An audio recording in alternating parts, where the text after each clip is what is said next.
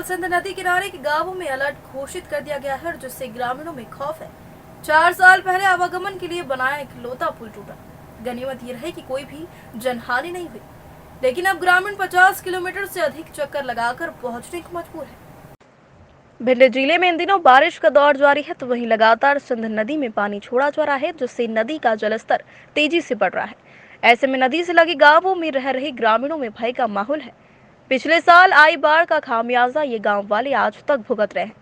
ऐसे में एक बार फिर नदी का जलस्तर बढ़ने से ग्रामीणों की धड़कनें बढ़ने लगी है, तो वहीं दूसरी ओर लगभग 50 गांवों को जोड़ने वाला पुल पूरी तरह से टूट गया है। 4 साल पहले बना पुल पत्ते की तरह टूटकर बिखर गया। गनीमत तो यह रही कि जिस वक्त ये पुल टूटा, पुल पर पानी होने से यहाँ वाहन नहीं जा रहे थे, जिस वजह से कोई जनहानि नहीं हुई। लेकिन अब 1 सैकड़ा से अधिक गांव के लोगों को आने जाने में 50 किलोमीटर से अधिक का चक्कर लगाना पड़ रहा है। सिंध नदी में फिर से पानी छोड़ दिया गया है और वही बाढ़ की हालत जिले में बनने लगे हैं। वही क्षेत्र के लोगों में एक दहशत का माहौल बन गया है कि पिछले साल जो बाढ़ आई थी, उनमें कई मकान एवं रोडें एवं पुलियां हैं जो कि क्षतिग्रस्त हो गई है। उसका आज तक कार्य नहीं हुआ और एक बार फिर हालात वैसे ही दिखाई दे रहे हैं, जिससे ग्रामीणों में नाराजगी देखने को मिली। जिले में लगातार हो रही बारिश के चलते एक तरफ जहां प्रशासन बाढ़ के निपटने के प्रयास में जुटा हुआ है, तो वही ग्रामीण भय के माहौल में जीते हुए नजर आ रहे हैं। कच्चे घरों में रह रहे ग्रामीण अपनी आर्थिक स्थिति ठीक न होने के चलते पिछले साल के नुकसान से भी नहीं उभर पाए और अब एक बार फिर वही हालत सामने है। दरअसल सिंध नदी में पानी छोड़े जाने से ग्रामीणों में खौफ। 4 साल पहले आवागमन के लिए बनाया इकलौता पुल टूटा। गनीमत ये रही कि कोई जनहानि नहीं हुई, लेकिन अब ग्रामीण 50 किलोमीटर से अधिक चक्कर लगाकर पहुंचने को मजबूर है। जिस वक्त ये पुल टूटा, पुल पर पानी होने से यहाँ वाहन नहीं जा रहे थे और जिस वजह से कोई जनहानि नहीं हुई। लेकिन अब 1 सैकड़ा से अधिक गांव के लोगों को आने जाने में 50 किलोमीटर से अधिक का चक्कर लगाना पड़ रहा है। सिंध नदी में फिर से पानी छोड़ दिया गया है और वही बाढ़ की हालत जिले में बनने लगे हैं। वही क्षेत्र के लोगों में एक दहशत का माहौल बन गया है। जिले में लगातार हो रही बारिश के चलते एक तरफ जहां प्रशासन बाढ़ से निपटने के प्रयास में जुटा हुआ है, तो वही ग्रामीण भय के माहौल में जीते हुए नजर आ रहे हैं। पिछले साल जो बाढ़ आई थी, उनमें कई मकान एवं रोडें, पुल पुलिया है जो कि क्षतिग्रस्त हो गई थी। उसका आज तक कार्य नहीं हुआ और अब एक बार फिर हालत वैसे ही दिखाई दे रहे हैं, जिससे ग्रामीणों में नाराजगी देखने को मिली। इससे क्या परेशानी आ रही है? 4 साल चला, उसके बाद में टूट गया ये पुल। करीब 40-50 गांव का नुकसान है इसमें और 55-60 किलोमीटर चल के चक्कर दे के जाना पड़ता है और कई गांव को नुकसान है इसमें और नदी फिर आने की संभावना है और इसमें बहुत लोगों को नुकसान होता है। क्यों जाने आने में बहुत प्रॉब्लम होती है। इधर जाना है, लाइट क्षेत्र में जाना है, तो उसमें बहुत चक्कर दे के जाना पड़ता है। इधर गांव भी बाढ़ का सुनते हैं तो बहुत नुकसान का, अपना गुर्दा कमज़ोर हो। उसके बाद में ये पुल का कोई सुनाई नहीं हो रहा है। ऐसा ही हम लोगों को विपदा पड़ रहा है।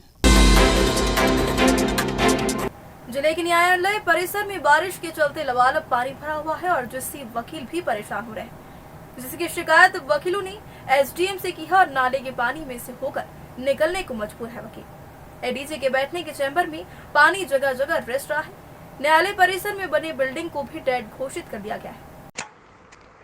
न्यायालय परिसर ऐसी जगह होती है जहां लोग न्याय की उम्मीद के लिए आते हैं, लेकिन जो परिसर खुद न्याय की दरकार लगा रहा हो, वहां दूसरी अपने न्याय के लिए कैसे आए। दरअसल इन दिनों जिले में बारिश का दौर जारी है और लगातार हो रही बारिश के चलते एक तरफ जनजीवन अस्त व्यस्त हो रहा है, तो वहीं दूसरी ओर अब तस्वीरें सरकारी भवनों से भी आने लगी है। लेकिन न्यायालय परिसर की ये तस्वीरें किसी ग्रामीण अंचल में जल जमाव की तस्वीरें नहीं है, जिन्हें प्रशासनिक अधिकारी देखकर भी अनदेखा कर रहे हैं। ये तस्वीर है जो जिले की सुचारू न्याय व्यवस्था के परिसर की लाचारी व्यक्त करती है, साथ ही आने जाने वालों को पीड़ा को भी दुगनी करती है। यहाँ काम कर रहे वकीलों को रोज परेशानियों का सामना करना पड़ता है, जिसकी बराबर शिकायत के बावजूद न्यायालय परिसर में बैठे मजिस्ट्रेट महोदय के रहते भी आज तक कोई सुनवाई नहीं हुई। पर ऐसा प्रतीत होता है कि प्रशासन हादसे का इंतजार कर रहा है। कई बार शिकायत के बावजूद भी आज तक प्रशासनिक अधिकारियों के कानों पर जू तक नहीं रेंगी। इस मामले पर पूर्व ब्लॉक अध्यक्ष कांग्रेस एडवोकेट देवेंद्र त्रिपाठी एवं एडवोकेट एनडी शर्मा द्वारा ये बताया गया कि कई बार शिकायत की गई और न्यायालय परिसर में बनी बिल्डिंग को भी डेड घोषित कर दिया गया और खुद एडीजे महोदय के बैठने का चैम्बर में पानी जगह जगह रिस रहा है। हम लोगों को अपनी सीट से कोर्स तक जाने के लिए न्यायालय परिसर में भरे नाले के पानी में निकलकर जाना पड़ता है, पर फिर भी प्रशासनिक अधिकारी सुनने को तैयार नहीं है। वकीलों ने इसकी शिकायत एसडीएम से की है। आपको बता दें कि जिले के न्यायालय परिसर में बारिश के चलते लबालब पानी भरा हुआ है, जिससे वकील परेशान हो रहे हैं, जिसकी शिकायत वकीलों ने एसडीएम से की है। एडीजे के बैठने के चैम्बर में पानी जगह जगह रिस रहा है। जहां वकील खुद परेशान, वहां दूसरों को कैसे दिला पाएंगे न्याय, जिसकी बराबर शिकायत के बावजूद न्यायालय परिसर में बैठे मजिस्ट्रेट महोदय के रहते भी आज तक कोई सुनवाई नहीं हुई है। पर ऐसा प्रतीत होता है कि प्रशासन हादसे का इंतजार कर रहा है। कई बार शिकायत के बावजूद भी आज तक प्रशासनिक अधिकारियों के कानों पर जू तक नहीं रहे। आज कोट परिसर में पानी भरा है, तो आपने इसकी कोई किसी शिकायत नहीं की? बिल्कुल शिकायत की है, कंटिन्यू भरा है, 5 से 8 दिन से भरा है। कई बार शिकायत कर चुकी है।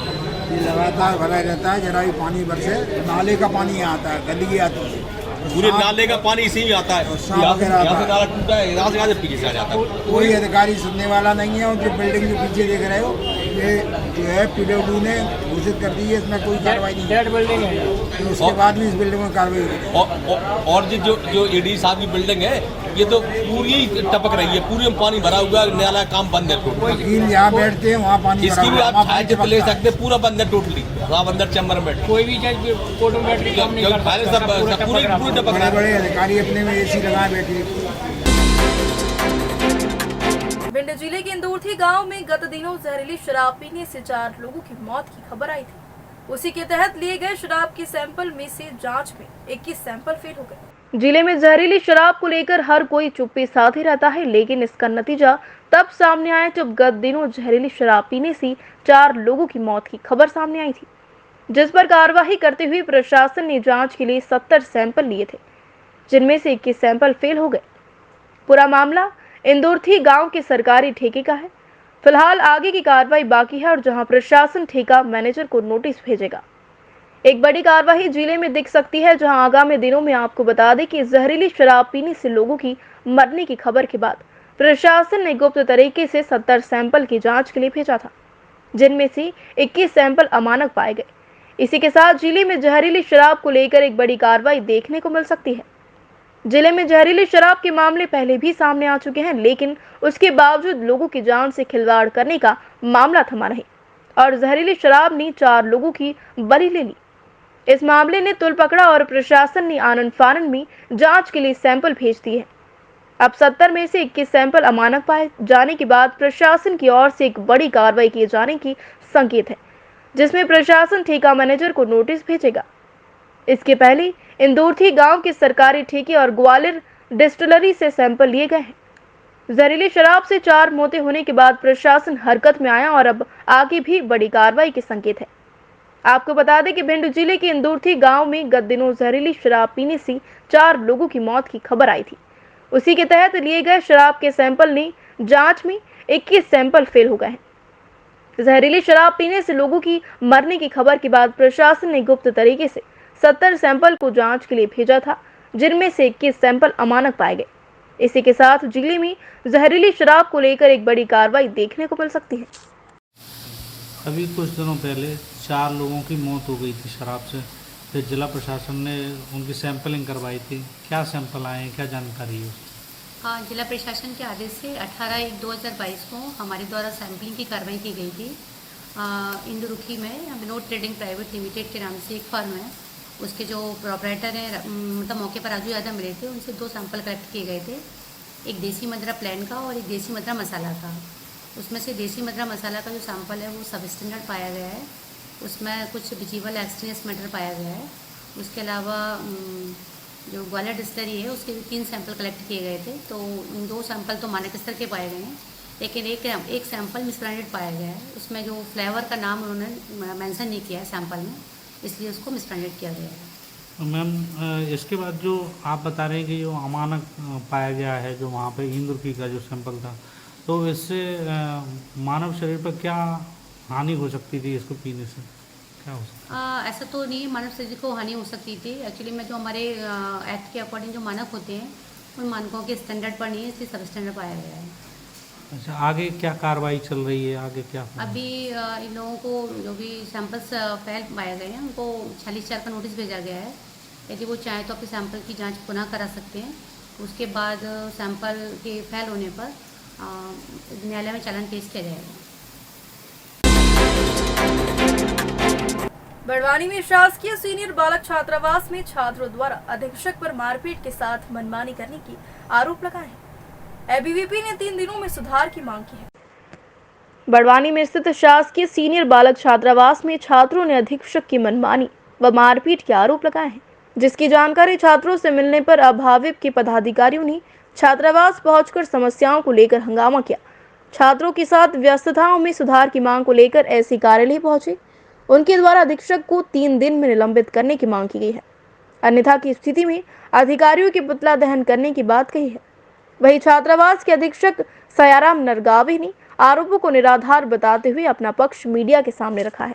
नगर मंत्री बड़वानी अखिल भारतीय विद्यार्थी परिषद। आज जो आप जो छात्रावास जो अधीक्षक है उसके खिलाफ कोई ज्ञापन वगैरह देने या कोई शिकायत करने गए थे क्या? ज्ञापन तो नहीं दिया था, पर एससी साहब को अल्टीमेटम देने गए थे। विद्यार्थियों को अनेक प्रकार की समस्या का सामना करना पड़ रहा है।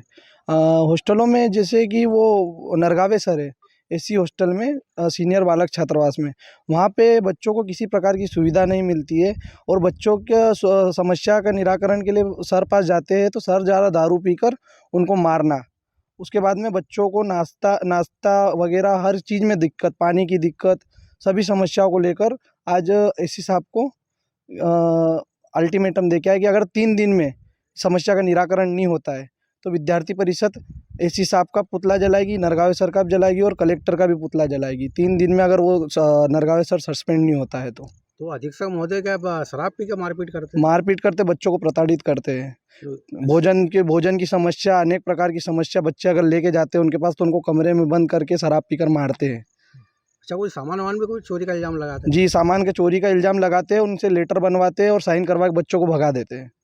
और बच्चे जब प्रताड़ित होकर भगते हैं तो उनको पकड़ के लाके जबरन साइन करवाते हैं। इससे प्रताड़ित होकर बच्चे अखिल भारतीय विद्यार्थी परिषद के छात्र कार्यकर्ताओं के पास आए थे। अधीक्षक आजा सीनियर बालक छात्रावास बड़वानी। सर, आप कब से पदस्थ हैं? मैं 2011 से। सर, आपके 2017 से। 2017 से। अच्छा, जहाँ छात्रावास के जो आपके अधीन जो छात्रावास संचालित हो रहा है जी, उसमें कुछ बच्चों ने आप पे आरोप लगाया कि दारू पी के मारपीट करते हैं उनके साथ? नहीं, मैंने आज तक कभी ऐसा दारू पिया भी नहीं है और कभी दारू पी के आया और दारू पीता भी नहीं। और बाकी बात जो व्यवस्था के बारे में बता रहे, शासन की जो व्यवस्था है तो वो तो पूरी व्यवस्था कर ही रहा हूँ मैं, और बाकी जो बची कुची है तो उसमें और सुधार कर लेंगे जो भी है। तो सर, इन्होंने बोला कि वो कोई थाली वाली का बोला था, उन्होंने बोला कि तो आपने बोला कि घर से बुलवाया था। नहीं, थाली का क्या है, थाली मैंने इनको सभी बच्चों को दिया था तो किसी ने जमा नहीं की, पूरी थाली भी ले गए, चादर भी सब तोड़ दिए, मतलब पूरा कुछ नहीं जमा करे इन्होंने। अच्छा, इसके अतिरिक्त तो वो छात्रवृत्ति बोले, छात्रवृत्ति जो डलती, छात्रवृत्ति तो जो भी है 10% काट के डलती है, बाकी जो 10% तेल साबुन के रहते हैं वह वरिष्ठ कार्यालय से होती है। और आपके ऊपर जो लगाया इल्जाम, इसके बारे में आप क्या कहना चाहिए, जो आरोप लगाए? नहीं, वो निराधार आरोप है और आज तक हमने ऐसा कुछ किया नहीं, और जो भी शासन की सुविधा है तो हम बराबर सभी बच्चों को देते थे। सर, उन्होंने कुछ अच्छा वीडियो फुटेज भी दे रहे हैं हाँ, मारपीट करते हुए। हाँ, मारपीट तो ये कहीं मेरे को आइडिया नहीं है, सब फालतू की बात है। और अच्छा, मैं जो बता रहा हूँ, जिन बच्चों का मैंने नाम काटा था पिछले साल, उन्होंने सब रात में आके बच्चों को परेशान कर, रात को 2 बजे ये अपने खिड़की दरवाजे तोड़े, लेटरिन बाथरूम के दरवाजे तोड़े, बिजली बोर्ड सब पूरे फोड़ दिए, बिजली पूरी फोड़ दिए। बस इसी को लेकर मैंने इनको हॉस्टल से जाने कहा था, और इन्होंने खुद ने लिख के दिया कि हम हॉस्टल से जा रहे हैं। और बच्चों द्वारा भी इनको लिखित में मुझे मिला है कि ये बच्चे द्वारा कि रात में उत्पात मचे, रात को 2 बजे। कौन से इसमें छात्रावास में निवास कर रहे हो? सीनियर छात्रावास में। कब से निवास कर रहे हो? 9th से निवास कर रहा हूँ मैं। आपके साथ क्या समस्या हुई थी? मेरे साथ में सर चोरी वोरी का इल्ज़ाम लगा दिया, झूठे इल्ज़ाम दारू वारू के लगा दिए थे, और उसके बाद में दारू वारू के बाद में मैं कुछ खाने वाने की समस्या बता देता था तो निगरानी में रख के हॉस्टल से निकाल दिया मुझे, और मारा भी सर मुझे। अच्छा, कुल कितने छात्रों के साथ मारपीट हुई है? 4 छात्रों को सर, और एक छात्रों को बहुत बुरी तरीके से मारा था। उसका नाम रंजीत वास्कल है सर, उसको जूते लातों ने मारी थी। राजपुर पुलिस विभाग 19 वर्षीय युवक से चोरी की गई मोटरसाइकिल बरामद की है। आरोपी को न्यायालय किया पेश, जहां से उसे जेल भेज दिया गया और प्रकरण की विवेचना जारी है।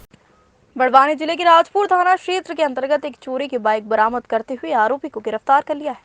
राजपुर पुलिस थाना प्रभारी यशवंत बड़ोले ने जानकारी में बताया है कि जिला पुलिस अधीक्षक दीपक कुमार शुक्ला के निर्देश पर अवैध गतिविधियों को रोकने को लेकर कार्रवाई करने के निर्देश दिए गए हैं।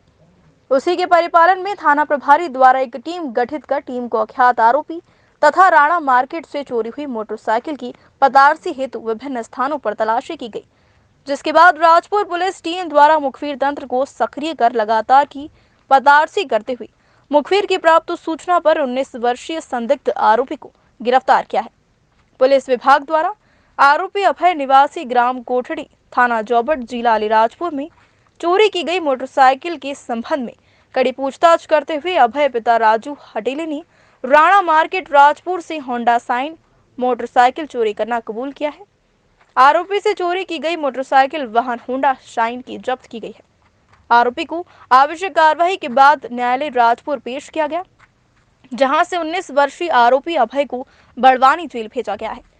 पुलिस थाना प्रभारी ने बताया है कि प्रकरण का अनुसंधान अभी जारी है तथा राजपुर थाना प्रभारी श्री यशवंत बड़ोले ने बताया है कि चोर बदमाशों के खिलाफ राजपुर पुलिस द्वारा निरंतर कार्रवाई जारी रहेगी। कार्यवाही के दौरान पुलिस थाना प्रभारी यशवंत बड़ोले सहित पुलिस स्टाफ का सराहनीय कार्य रहा। सर, चोरी की बाइक मिली है, कहाँ से मिली? हाँ, कुछ समय पहले राजपुर से एक होंडा साइन चोरी हो गई थी, जिसके बारे में हम लोगों ने पतादसी की और हमें पता चला था कि अलीगढ़ राजपुर ज़िले का एक कोटली गांव है, जहां का रहने वाला अभय पिता राजू अकेला संदिग्धता पाई गई थी, जिसके संबंध में मेरे द्वारा टीम बैठकर उसको पकड़ा था, जिससे पूछताछ की थी। तो उसके कब्जे से हमारे यहाँ की चोरी की होंडा साइन मिली थी। इसके संबंध में जब्ती करके आरोपी को गिरफ्तार करके वाणी जेल भेजा गया था और अभी अनुसंधान कर रहे हैं। इंदौर की कनाड़िया पुलिस ने बिजनेसमैन के बेटे को मारने के नाम पर 5 लाख की फिरौती मांगने वाले बदमाश को गिरफ्तार कर लिया गया है। पकड़ा गया आरोपी कर्ज चुकाने के लिए बिजनेसमैन से व्हाट्सएप कॉलिंग के जरिए लोगों से फिरौती करता था। कनाड़िया पुलिस ने चंद घंटों में आरोपी को देवास से गिरफ्तार कर लिया है। दरअसल फरियादी मुरारी शाह निवासी बिचौली ने कनाड़िया पुलिस को शिकायत की थी कि अज्ञात व्यक्ति व्हाट्सएप कॉलिंग के जरिए बेटे को मारने की धमकी देकर 5 लाख रुपए की फिरौती मांग रहा है। वहीं पूरे मामले को गंभीरता से लेते हुए कनाड़िया थाना प्रभारी जगदीश जामरे ने तुरंत एक टीम गठित कर आरोपी संदीप मालवीय को देवास से गिरफ्तार किया है।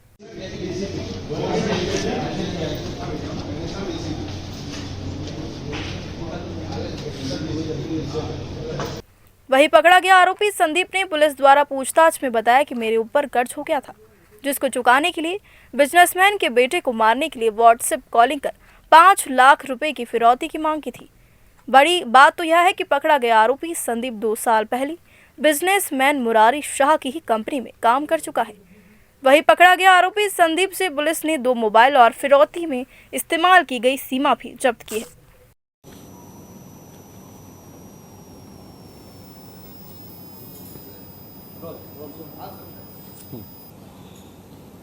थाना कनाड़िया में अग्रवाल पब्लिक स्कूल के पास में संपत फार्म्स है, वहाँ पर मुरारी शाह करके एक व्यापारी रहते हैं, जो जिनकी देवास में एक प्लास्टिक के दाने की फैक्ट्री है।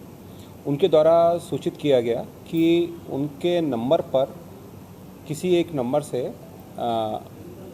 कोई व्यक्ति है जो 5 लाख रुपए की फिरौती मांग रहा है और ये बोल रहा है कि उसके पुत्र की किन्हीं ने सुपारी दी। मामला चूँकि गंभीर था, इसमें तुरंत हमारे सभी अधिकारियों को, वरिष्ठ अधिकारियों को बताया गया और इसके बाद में विभिन्न थानों की टीम हमने बनाई और इस पूरे कार्य में लगाई गई। तो इस पूरे इसमें जो अपराध कायम हुआ, उसके बाद में जो टीमें बनाई गई और पुलिस की जो एक अथक मेहनत थी और इसमें हमारी जो साइबर टीम जो लगी, उसके बाद में ये पाया गया कि एक व्यक्ति जिसका नाम है संदीप मालवी, ये मूलतः रहने वाला शाजापुर का है और ये देवास में ही काम करता था और थोड़े दिन पूर्व ही एक क्रेडिट कार्ड बनाने की एजेंसी होती है उनकी, उस पर काम करता था और वही पर जो फ़ोन नंबर उसको दिया गया था उसी का उसने उपयोग किया और एक दूसरे नंबर पर उसको ट्रांसफ़र करके उस दूसरे नंबर पर व्हाट्सएप चलाकर उसने इस व्यक्ति को, जो फरियादी है, उनको 5 लाख रुपए की फिरौती मांगी। इसको पुलिस द्वारा कल देवास से हिरासत में ले लिया गया और उससे पूछताछ की जा रही है और गिरफ्तार भी कर लिया गया है और इससे जो मोबाइल फ़ोन है वो भी जब्त किया गया है, जो सिम है वो भी जब्त की ली गई है। इंदौर लोकायुक्त ने मंगलवार रात कार्रवाई करते हुए एमआईजी थाने पर पदस्थ 2 पुलिस कर्मियों को 40,000 की रिश्वत लेते ट्रैप कर लिया है, जहां 40,000 में से 15,000 देना तय हुआ था, मगर दोनों आरक्षकों को लोकायुक्त की भनक लग गई थी, जहां दोनों आरक्षक मौके से भाग गए, जिनकी लोकायुक्त पुलिस तलाश कर रही है। दरअसल इंदौर लोकायुक्त तो एक महिला फरियादी ने शिकायत की थी कि एमआईजी थाने में पदस्थ 2 आरक्षक श्याम जाट और नरेंद्र डांगी ने महिला के पति को छोड़ने के एवज में 40,000 रुपए की मांग की थी, जिसके बाद पीड़ित महिला ने लोकायुक्त पुलिस की शरण ली और 40,000 में से पहली किश्त के 15,000 रुपए देना तय हुआ और बाकी पैसे बाद में लेने का दोनों आरक्षकों ने बोला था। खास बात तो यह है कि पुलिस कर्मियों को लोकायुक्त पुलिस की भनक लग गई थी, जिसके चलते दोनों मौके से भाग निकले। वहीं लोकायुक्त पुलिस दोनों आरक्षक श्याम जाट और नरेंद्र डांगी की तलाश कर रही है। इंदौर पुलिस कमिश्नर हरिनारायण चार्य मिश्र ने तत्काल प्रभाव से दोनों आरक्षक को सस्पेंड कर जांच शुरू कर दी है। सर, 2 पुलिस कर्मियों को रिश्वत लेते हुए ट्रैप किया है, क्या है मामला, कौन सा थाने का? कल 26 जुलाई को जो है पुलिस अधीक्षक महोदय के समक्ष एक शिकायत प्राप्त हुई थी, जिसमें ये बताया गया था कि एमआईजी थाने के कुछ पुलिस वाले हैं, वो एक व्यक्ति को उठा के ले आए हैं और उसको छोड़ने के एवज में 1 लाख रुपए रिश्वत की मांग कर रहे हैं, जिस पर रिकॉर्डिंग कराई गई थी। रिकॉर्डिंग में जो है 2 आरक्षक बात करते हुए, लेन देन की बात करते हुए पाए गए थे, जिसमें ट्रैप दल का गठन किया गया और जो है उसमें उनने 40,000 रुपये की रिश्वत लेना तय किया गया था। 15,000 रुपये की रिश्वत लेते हुए वो उसको छोड़ रहे थे और फिर उसके बाद की राशि जो है बाद में उनसे लेना तय हुआ था। महिला टीना टेटवाल है, जिसके पति ऑटो डील में, विश्वास ऑटो डील है यहाँ कोई एक, उसमें काम करते हैं और उन्होंने देवास के किसी आइसर के वाहन मालिक की गाड़ी को यहीं खजराना स्थित किसी व्यक्ति को डील कराई थी उसका ये कहना था कि ये डील मैंने, मतलब बीच में नहीं था वो, उसने आपस में करा दी। फिर वो जो उनकी डील हुई उसमें जो बैंक का फाइनेंस था और इसके अलावा 2 लाख रुपए की और राशि की डील हुई, तो वो 2 लाख रुपए की राशि देवास वाली पार्टी को मिल गई थी। इसके बाद उसने जो यहाँ खजराना वाली पार्टी थी, इसने उसमें जो पैसे थे उसके बैंक वाले वो जमा करने बंद कर दिए, तो उनका फिर से कोई डिस्प्यूट हुआ। उसने इसकी शिकायत की होगी थाने पे, तो चूँकि इसने बीच में ये कपिल टेटवाल जो अंदर इसको उठा के ले गए थे एमआईजी थाने वाले, ये बीच में था, तो इसी कारण इससे पूछताछ के लिए इसको लाए होंगे। उसको छोड़ने के एवज में ये सारा रिश्वत की राशि इनके द्वारा मांग की जा रही थी। इसमें 2 आरक्षक अभी प्रारंभिक तौर पे आरोपी बने हैं, श्याम जाट और नीरेंद्र दांगी। इसके अलावा महिला 2 थानेदारों का भी नाम ले रही थी, उनको भी अभी विवेचना में पता लगेगा उनकी क्या भूमिका है। अभी इतना ही हुआ है इसमें।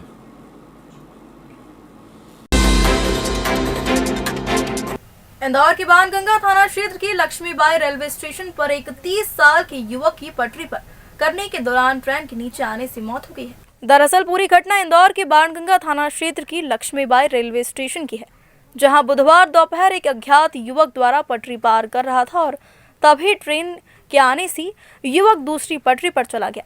जैसे ही युवक दूसरी पटरी पर पहुंचा तो उधर से दूसरी ट्रेन आ गई और युवक को अपनी चपेट में ले लिया। पटरी पर कचरा रहा हुआ था। हाँ, वो क्या उसकी पॉलीथिन वगैरह पड़ी। अच्छा, कचरा जो पीना था वो सब। इधर मालवा आई, मालवा से लाइन क्रॉस करके बचने के लिए उधर गया डाउन लाइन पे। और जिससे युवक की मौके पर ही मौत हो गई और वही मौके पर पहुंची आरपीएफ पुलिस ने युवक के शव को पोस्टमार्टम के लिए एमवा हॉस्पिटल भिजवाकर पूरा मामला बाणगंगा पुलिस को सौंप दिया है। सर, अभी एक व्यक्ति के कटने का मामला सामने आया है, क्या है प्रॉब्लम? जी, ये एक अज्ञात व्यक्ति है जो कचरा पट्टी बीनने वाला है और ये उसी दौरान जो है लाइन को क्रॉस कर रहा था तो मालवा एक्सप्रेस आ रही थी। मालवा एक्सप्रेस को बचने के लिए डाउन लाइन पे गया, उधर से जो है एक मेमो एक्सप्रेस आ रही थी जिससे वो रन ओवर हो गया। सर, अभी किस तरह की जांच चल रही है क्या? जी, अभी ये मामला जो है आउटर का है तो आउटर पे ये सिटी पुलिस भागीरथपुरा चौकी के अधीन आता है तो वो लोग आकर के अपना जो है डेड बॉडी को ले गए हैं पोस्टमार्टम के लिए। सर, कितनी एज होगी इसकी लगभग? और ये लगभग 30 के करीब 30 वर्ष के लगभग आयु इसकी है। कहाँ से कहाँ के बीच में हो रहा है? ये लक्ष्मीबाई नगर स्टेशन एलसी गेट नंबर 243 के मध्य किलोमीटर नंबर 490 30 और 490 31 के मध्य का मामला है। आपका परिचय सर? मैं head constable Subhash Chandra Pal RPF Indore post, साथ में हमारे साथी हेड कांस्टेबल गोविंद साय मीणा। स्वच्छता में इंदौर लगातार पूरे देश में अव्वल स्थान पर रहा है। इंदौर जिस तेज गति से आगे बढ़ रहा है, इसी के चलते इंदौर में अपराधों की संख्या भी लगातार बढ़ती जा रही है। इसी को देखते हुए इंदौर पुलिस लगातार नए प्रयोग कर रही है और इंदौर पुलिस ने बुधवार दोपहर एक फिंगरप्रिंट स्कैनर को लॉन्च किया है जो अपराधियों को पकड़ने में कारगर साबित होगी। इंदौर पुलिस ने आज एक अनूठा प्रयोग करते हुए फिंगरप्रिंट स्कैनर लॉन्च किया है और यह फिंगरप्रिंट स्कैनर अपराधियों की धरपकड़ के लिए काफी कारगर साबित होगा। इंदौर पुलिस कमिश्नर हरिनारायण चारी मिश्रा ने बताया कि पूरे देश में यह अपने आप में पहला प्रयोग होगा जो इंदौर पुलिस करने जा रही है। इस फिंगरप्रिंट स्कैनर के माध्यम से ऐसे संदिग्ध अपराधी जो चैन स्नैचिंग, लूट और चोरी की घटना में शामिल है। स्क्रीन को कैप्चर करना चाहते तो वो भी मैं दे देता हूँ।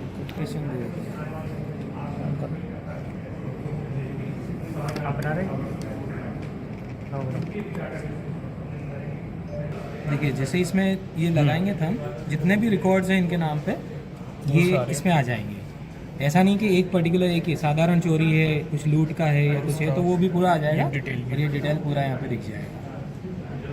अगर हमारा डालते यदि पुलिस कर्मियों को चौराहों पर धरपकड़ और चेकिंग के दौरान संदिग्ध अवस्था में पाए जाते हैं तो इस स्कैनर के माध्यम से उनके फिंगरप्रिंट तत्काल लिए जाएंगे और वहां मौजूद पुलिसकर्मियों को तुरंत मालूम पड़ जाएगा कि यह व्यक्ति अपराध में लिप्त है और कौन कौन से मामले में उक्त व्यक्ति पर दर्ज है। ऐसे में अगर किसी भी क्षेत्र में वो अगर अपराध करता है तो कहीं भी पकड़ा जा सकता है। इसी कड़ी में आने वाले दिनों में जो वारंटी है, मुख्य तौर पर जो अस्थाई वारंटी, अगर इस तरह से वारंटियों के उसमें रखे जाएंगे जो गंभीर अपराधों के हैं और वो अगर अस्थाई वारंट होता है तो उनके भी डाटा को इसमें फिट किया जाएगा ताकि अगर कोई वारंटी इस तरह से भाग रहा होता है और किसी भी थाना क्षेत्र को उसे पकड़ा जा सके।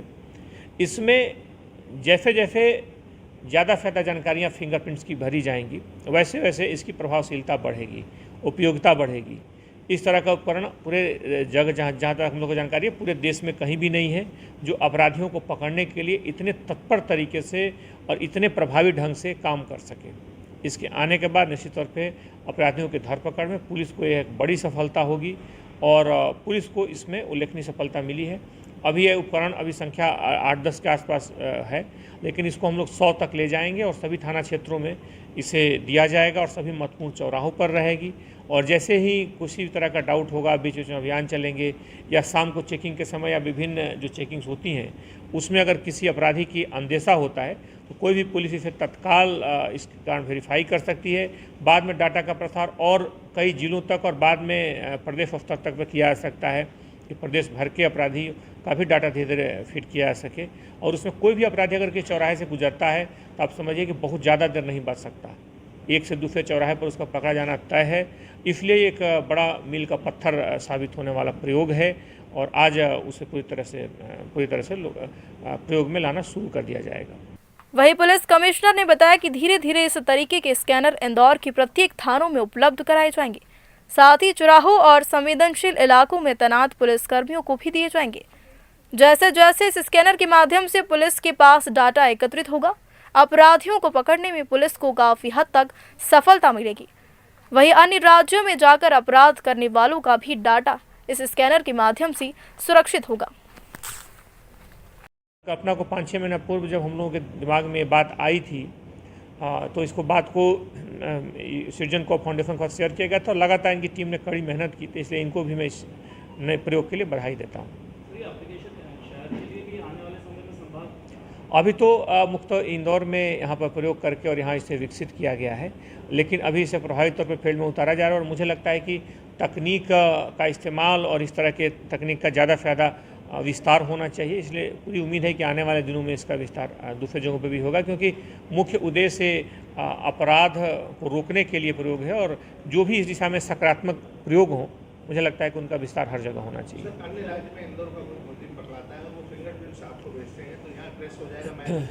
हाँ, हो सकता है, बिल्कुल हो सकता है। अगर किसी अन्य राज्य में ऐसी जानकारी होती है और वो हमें जानकारी भेजते हैं कि यहाँ पे है, तो हम चेकिंग्स में अगर उस डाटाबेस अपने सर्वर में डाल देते हैं तो यहाँ की पुलिस उसे भी पकड़ सकती है, उसको कहीं भी चेकिंग में अगर इस तरह मिलता है शक होने पर पकड़ा सकता है। समान तौर पर फिंगरप्रिंट को जांचने की प्रक्रिया है, पुलिस के पास ऐसे उपकरण हैं और नेफिस जैसे कई पुराने हमारे पास ऐसे संसाधन हैं, लेकिन उन संसाधनों की मुख्य तौर पे जब एक हम जहाँ पे उसका हेडक्वार्टर है या जहाँ पे वो कार्यालय है जहाँ पर उसको हम जांच कर पाते हैं, वहाँ पे अपराधियों को ला करके और या हमारे पास फिंगरप्रिंट हो, जब मैं एक हम कार्यालय में जब उसको हम मैच कराते हैं तब हम बता सकते हैं कि वो सही है कि नहीं। लेकिन व्यवहारिक तौर पर जब हम फील्ड में जाँच कर रहे हैं और हज़ारों लोग उस पर जा रहे हैं तो इसमें संभव नहीं कि हमारे आदमी को ला करके बिना अपराध के इस तरह से पूछताछ कर सकें। लेकिन यह चूँकि 1 सेकंड के अंदर उस व्यक्ति की सही पहचान देता है और पुलिस की जांच को ज़्यादा सघन बनाता है, इसलिए इसकी उपयोगिता बहुत ज़्यादा है। इसमें पुराने बदमाश रहेंगे क्योंकि जो हिस्ट्री फीचर्स हैं, मेनली हिस्ट्री फीचर्स के डाटा पे से फोकस किया गया है। जो जिनके पास फिंगर प्रिंट्स उनके सारे लोगों के इसमें लिए जाएंगे, तो उन हिस्ट्री फीचर के डाटा के आधार पर इसे पूरी तरीके से और ज़्यादा प्रभावी बनाया जाएगा और उसके बाद फिर आने के साथ ही जैसे जैसे डाटा बढ़ेंगे वैसे वैसे इसकी इफ़ेक्टिवनेस, इसकी प्रभावशीलता भी बढ़ेगी। अभी तो शुरू में 500 के आसपास डाटा है, लेकिन इसको 10,000 तक डाटा अभी शुरू में ले जाया जाएगा और उस डाटा के साथ जो करके इंदौर के कम से कम जितने भी इस तरह के चैन स्नैचर, लुटेरे या फिर किस तरह के जो ड्रग के बड़े पैडलर्स हैं, ड्रग से जुड़े हुए जो अपराधी हैं, उनको इसमें फोकस किया जा रहा है। और फिर धीरे धीरे जो अस्थायी वारंटी हैं, जो महत्वपूर्ण अपराध हैं, उनका अगर डाटाबेस हमारे पास उपलब्ध है तो उसको भी सम्मिलित किया जाएगा। इससे वारंट की जो तामीली है उसमें भी वृद्धि होगी और जो बड़े जो अपराधी हैं, मुख्य तौर पे जो बड़े अपराधी जो दूसरे ज़िलों के भी हैं, उनके भी डाटाबेस को हम मंगाएंगे। न सिर्फ यहीं बल्कि पड़ोसी ज़िलों में कई ऐसे क्षेत्र हैं जहाँ